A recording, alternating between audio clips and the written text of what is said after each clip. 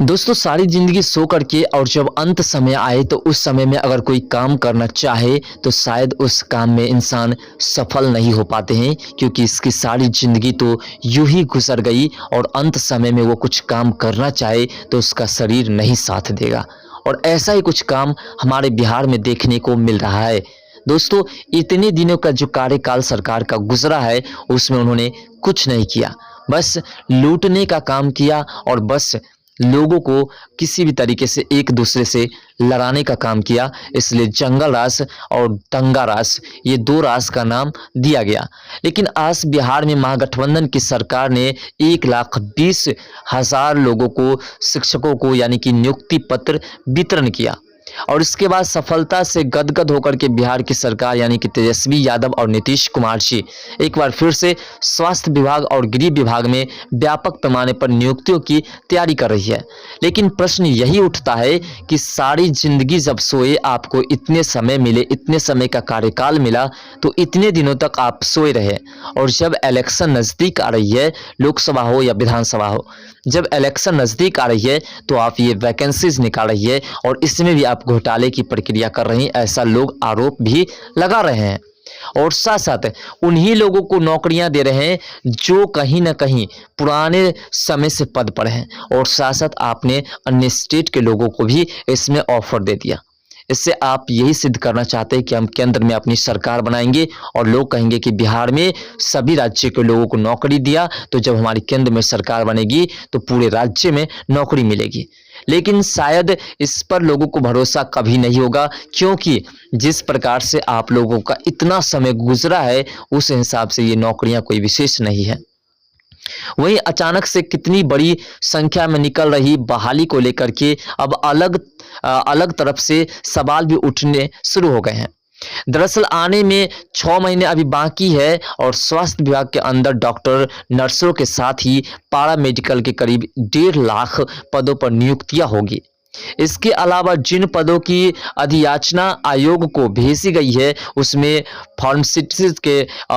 1539 पदों के अलावा ऑपरेशन और सहायक के 1098 पद, एक्सरे और टेक्नीशियन के 803 पद और ईसीजी टेक्नीशियन के 163 पद के अलावा विभिन्न मेडिकल कॉलेज अस्पतालों के लिए लीफी की इसके 967 पद शामिल है। इसके अलावा बिहार पुलिस और अवर सेवा ने मद्य निषेध, उत्पाद एवं निषेध विभाग में 63 और निगरानी विभाग में पुलिस दरोगा के 1 पद सहित कुल 64 पद पर नियुक्तियां को लेकर के विज्ञापन जारी किया है। लेकिन इसी बीच कुछ ऐसे भी दल हैं जो इन पर प्रश्न खड़ा कर रहे हैं कि आखिर आप से ये नियुक्तियां निकाल रहे हैं, इसमें घोटाले की शंकाएं क्यों जताई जा रही है, आखिर क्यों इसमें घोटाला की जा रही है। जिस प्रकार से रेलवे में रेल मंत्री रहते हुए लालू प्रसाद ने लैंड फॉर जॉब का मामला को सामने दिया, जिस प्रकार से उसने जमीन लिखा करके नौकरियां दी, उसी प्रकार से इस जो नियुक्ति निकाली गई है इसमें भी ऐसी ही शंका जताई जा रही है। अब इस लगातार बहाली को लेकर के जो सवाल उठ रहे हैं वो ये है कि आखिर नीतीश कुमार, तेजस्वी यादव अचानक से इतने एक्टिव कैसे हो गए। इस महागठबंधन सरकार को लगभग 1 साल होने को और 1 साल में इतनी बड़ी संख्या में अचानक से नौकरियां बहाली नहीं निकली थी। लेकिन अब ऐसा क्यों हो रहा है, क्या हो गया ऐसा कि जो लगातार बहाली की जा रही है, ऐसे में जब इन सवालों का जवाब तलाशा जाता है तो सबसे पहले जो बातें आती है वह यह कि देश में अगले साल लोकसभा का चुनाव होना है और उससे पहले आदर्श आचार संहिता भी लागू होने जा रही है। और ऐसे में चाहते हैं कि इस बार रोजगार के मुद्दे को लेकर के वह लोकसभा चुनाव के मैदान में उतरे और अपनी चुनावी रणनीति भी इसी पर तय करें। मालूम हो कि जब तेजस्वी यादव विपक्ष के नेता हुआ करते थे तो उन्होंने सबसे पहले यह कहा था कि जब हमारी सरकार बनेगी तो सबसे पहले युवाओं को रोजगार दिया जाएगा। उसके बाद इस सरकार को लगभग 1 साल पूरे हो गए, लेकिन इतनी बड़ी संख्या में जो बहाली निकाली गई है उसमें कहीं ना कहीं देखा जाए तो कहीं पर भी रोजगार की चर्चा नहीं है। उन्हीं लोगों को ये फायदा हो रहा है जो एजुकेटेड है, और उसमें भी इन्होंने एक ऐसी योजना निकाल दी कि अन्य राज्य के लोग आकर के इस वैकेंसीज में भाग ले सकते हैं और यहाँ की नौकरी प्राप्त कर सकते हैं।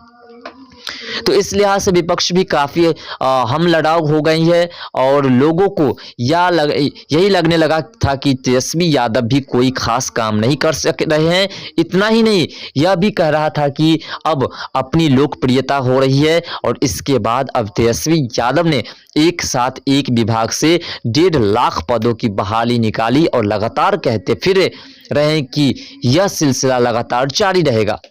लेकिन बात तो यह है गौर करने वाली कि बिहार सरकार की तरफ से यह कहा गया है कि आने वाले दिनों में प्रदेश में 1 लाख से अधिक पदों पर बहाली होगी और इनमें सबसे अधिक 70,000 पद पर शिक्षक की बहाली होगी। वहीं बिहार पुलिस में सिपाही भी 21,000 पद पर होगी और अब 1288 पदों के लिए जो बहाली निकाली गई है दरोगा की, वो भी होगी। लेकिन यही बात है कि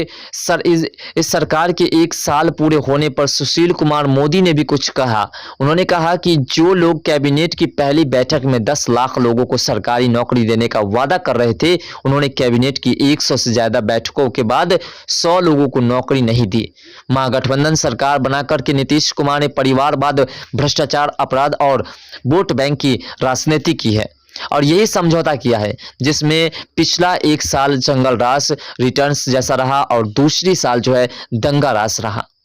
तो ये लोग जो सरकार बनाए हैं, इस सरकार का अर्थ यही है कि इसमें किसी भी तरीके से हमारी पार्टियां मजबूत हो सके, उसके लिए हमें लास्ट सेशन में जाना पड़े या फिर सरकार जब नज़दीक मतलब इलेक्शन जब नज़दीक आएगी तो सरकार बनाने के लिए हमें कोई जनता को लोभ देनी होगी। और इसीलिए एजुकेटेड लोगों को टारगेट बनाया गया, क्योंकि एजुकेटेड लोगों को अगर जॉब देते हैं तो एजुकेटेड लोग जो होते हैं वो जो बिना एजुकेटेड लोग हैं उन लोगों को अपनी ओर आकर्षित कर सकते हैं और कह सकते हैं कि इसे सरकार बनाओ तो तुम्हारे जो बाल बच्चे बड़े होंगे और उन्हें जब एजुकेशन प्राप्त होगा तो शायद इन सरकार द्वारा उन्हें भी लाभ मिलेगा और उन्हें भी जॉब मिलेगा। इसलिए बिहार की वर्तमान सरकार ने ऐसा टारगेट बनाया कि सिर्फ एजुकेटेड लोगों को जॉब दे दो, उनको रोजगार दे दो, तो फिर जो मजदूर तबके के लोग हैं जिन्हें रोजगार नहीं मिली है वो भी हमें सरकार के रूप में देखेंगे और सरकार बनाएंगे हमारी, और उसके बाद उसको रोजगार दे न दे हमें क्या फर्क पड़ता है।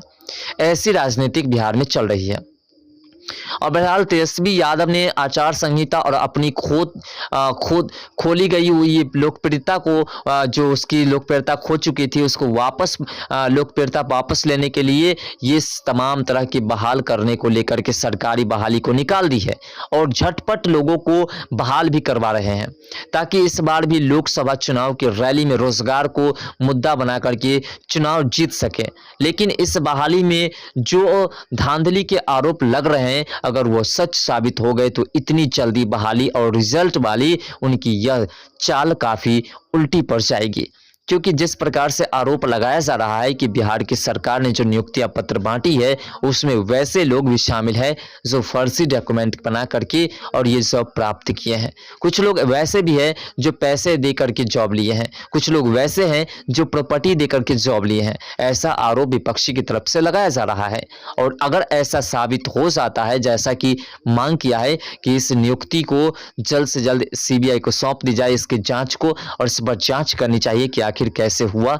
तो अगर ये सच साबित हो जाता है तो बिहार की सरकार जो रोजगार को मुद्दा लेकर के लोकसभा चुनाव लड़ेंगे, फिर उसमें से काफी नुकसान होगा और इसकी मुश्किलें इतनी बढ़ जाएगी कि शायद ये इस मुश्किलें की वजह से बिहार में भी नहीं रह पाएंगे। फिलहाल जो भी मुद्दा है, हमें तो लगता है कि जिस प्रकार से बहाली निकाली जा रही है, अगर इसी प्रकार से रोजगार को भी देखा जाता, जो बिना एजुकेटेड लोग हैं उनको रोजगार मिल जाता तो सरकार बिहार में बनी रहती, कोई आपत्ति नहीं थी। सरकार अच्छी कार्य करते हैं तो सरकार को सपोर्ट तमाम लोग करते हैं, सरकार अगर गलत है तो सरकार को उखाड़ फेंकने की भी कैपेसिटी जनता रखती है। फिलहाल ये सरकार पर जो आरोप लग रहे हैं कि इन्होंने जो नौकरियां दी हैं इसमें घोटाला हुआ है, आपका क्या विचार है? कमेंट सेक्शन में अपना राय जरूर दीजिएगा। तो मिलते हैं नेक्स्ट वीडियो के साथ, तब तक के लिए बाय। जय हिंद, जय भारत, जय बिहार, जय मिथिला, जय सनातन।